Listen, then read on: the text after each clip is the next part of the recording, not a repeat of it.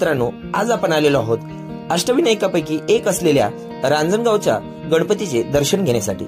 महागणपती पुणे शहरापासून 50 किलोमीटर तर शिक्रापूर पासून अगदी 15 किलोमीटर अंतरावर आहे। चला तर मग गणपती बाप्पाचे दर्शन घेऊया।